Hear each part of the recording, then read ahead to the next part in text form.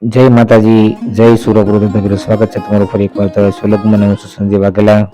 તો મિત્રો તમને ખૂબ જ આનંદ થાય કે આજે સોમવારે સાંજના સમયે જ આપણે પહોંચી ગયા છીએ દાદાના સાનિધ્યમાં. તો મિત્રો અત્યારે આપ જોઈ શકો છો સોમવારે પણ દાદાના સાનિધ્યમાં અને દાદાના ભક્તોને પણ હાજરી છે. સાથે જ ગઈકાલે ગુરુ પૂર્ણિમા હતી, તેમાં પણ ખૂબ જ મોટી સંખ્યામાં લોકોએ દાદાના દર્શન કર્યા.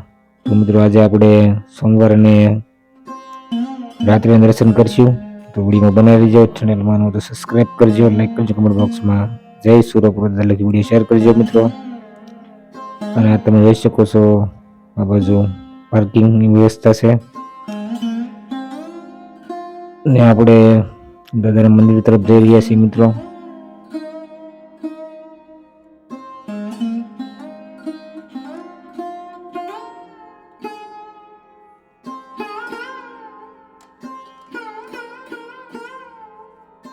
તો મિત્રો તમે જોઈ શકો છો દિવસ પણ આ તમારી તૈયારીમાં છે અને અહીં દાદાના સાનિધ્યમાં આરતીનો પણ સમય થઈ ગયો છે. તો મિત્રો આપણે આરતીનો બ્લોગ પણ સવારે આવશે,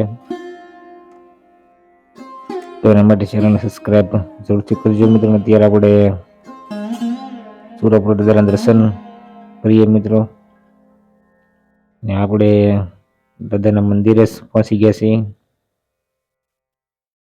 ને આપણે દાદાના દર્શન કરીને કમેન્ટમાં જય સુરપુર વિડીયો શેર કરજો મિત્રો, જેથી કોઈ અન્ય લોકો પણ દાદાના ઘરે બેઠા દર્શન કરી શકે. જય દાદા.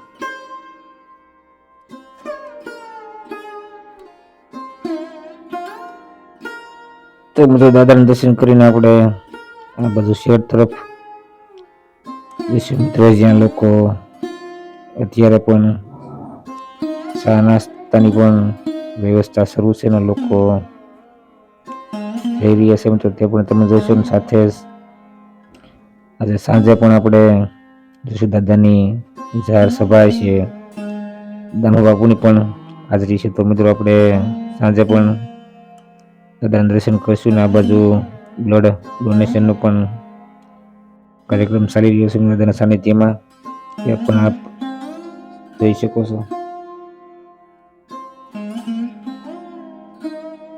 તો મિત્રો અત્યારે સુરપુર ધામ ભોળાદ દાદાનું મંદિર 24 કલાક માટે ખુલ્લું હોય છે. સાથે જ લોકો સોમવારે મંગળવાર દિવસ દરમિયાન વ્યસન મુક્તિ દવાખાના માટે ખૂબ બધા આવે છે. તો મિત્રો અહીં દાનુ બાપુના દર્શન માટે આપણે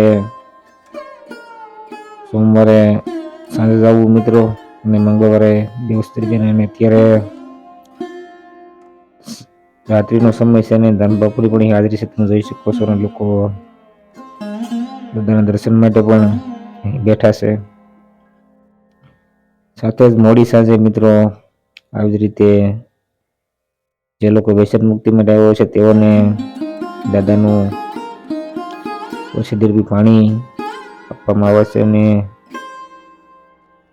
જે દાનુ બાપુની જાહેર સભાની બાદ આપવામાં આવે છે મિત્રો. અત્યારે ખૂબ જ મોડી સાંજ પણ થઈ ગઈ છે. તો મિત્રો આપણે